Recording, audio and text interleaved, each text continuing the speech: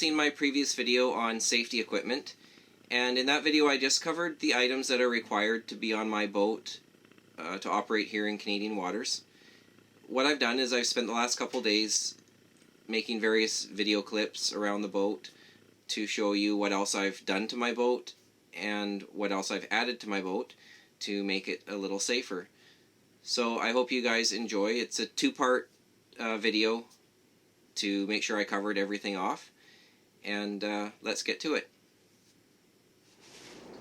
One of the things I've done to make my life jacket a little safer is I've added reflective tape to the shoulders on the front and back.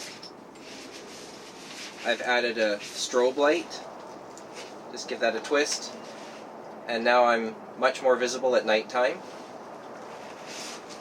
My strobe light has a whistle attached to it.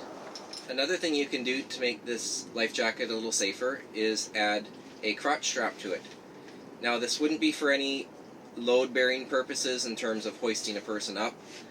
It would just be for preventing the life jacket from rising up on your body. And all I do is I grab a sail tie, loop it through the back here,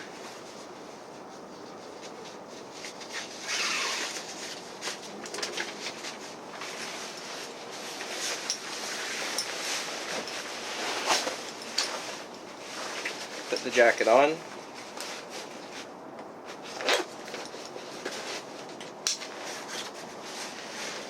bring that sail tie between your legs, and it should be centered in the back because of where I've looped it, and you just tie it off.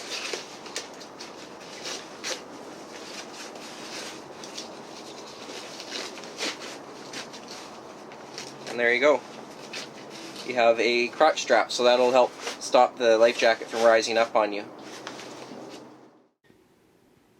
I know we all use chart plotters and GPS units these days. They all have fancy charts on them, and it's quite easy to navigate. But knowing how to navigate using paper charts and a compass is very important when you're sailing. So taking a course on learning how to navigate is something I would recommend. Also, carrying those paper charts on board so you can navigate if you ever lost your electronics is important. So I have booklets, and I have the rest of my paper charts up here, and between these large charts and the booklets I cover the entire area that I sail in. One of the other things I do is I have my large compass on the binnacle outside, but I just carry a secondary compass because they're cheap, and why not have two compasses on board instead of one? So like I mentioned before, I have my watertight flashlight easily accessible up by my nav table.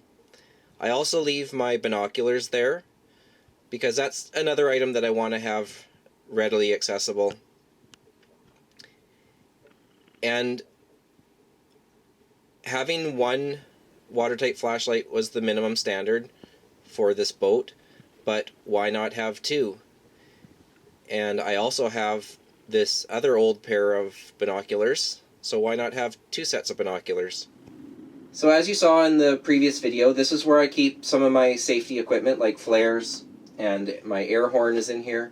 And there are a couple other items that I didn't go over, so I'll explain those now. One of them is an extra set of nav lights that's battery powered. So in the scenario where a light gets burnt out and it's rough sea conditions, I don't want to be up there trying to change a bulb.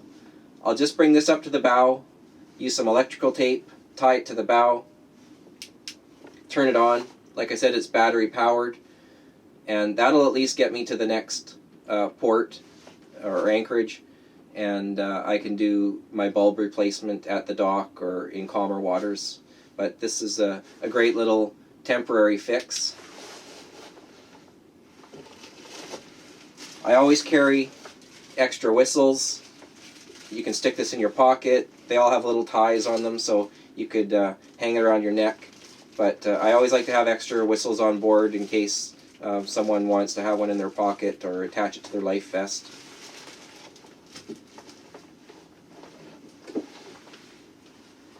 I carry a diving mask if I have to dive under the water, under the boat, and untie something from the prop.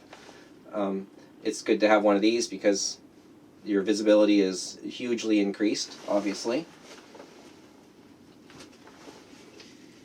I'm not going to pull them all out, but I have a full set of tools here for working on the engine wrenches and sockets. It's really smart to have a lot of tools on board. And I also have all my manuals here. So for every system I have on the boat, I have the manual in case I need to order a part or figure out how something's supposed to work on it.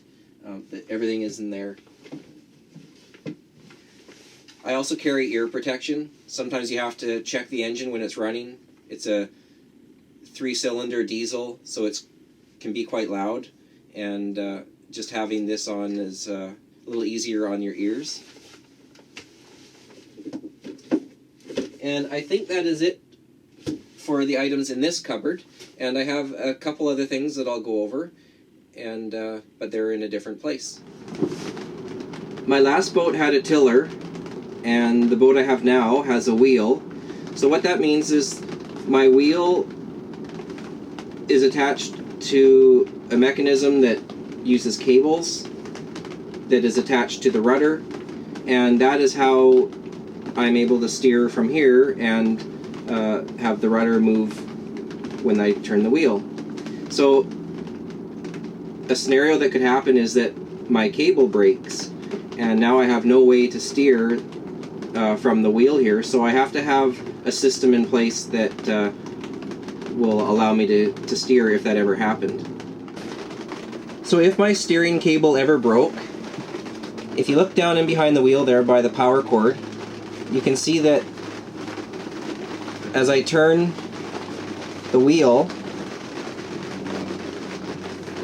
that silver piece on the floor there, it turns as well. So that's where the rudder post is. And I have this large bar that I'm going to show you. So you can see that the bar has a long handle end with a bend, and at the bottom it has a little attachment that goes right over top of that post. And all I have to do is simply put this bar onto that post, and now I have a handle that can steer the boat. Well, now that you've seen how I can steer the boat if I ever lost my steering cables, I also want to be prepared for the scenario where I lose my ability to steer completely with the rudder. So what I've done is I've set up a spinnaker pole rig where I've attached a large oar with a big blade on it. Just by securing it to the spinnaker pole with 2 large C-clamps. So I carry all this stuff on board. The spinnaker pole I have is quite large, so it's a great tiller in a sense. And I just lowered it over the back of the boat. I've lashed it to the stern onto the backstay, right at the base. And here's another view of it.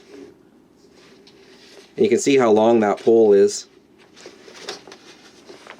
And where the oar is attached, you can see it reaches into the water, and that would give me at least some steerage in a scenario where I would need it. It's not going to be ideal, but hey, if I've lost my rudder, having any steerage after that would be welcome.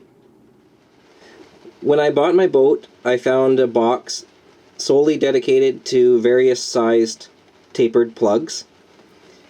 A tapered wooden plug is for your through hulls, and if a through hull ever failed, you hammer that plug into the hole. And the reason that they're wooden is because the wood will swell once it's in contact with the water.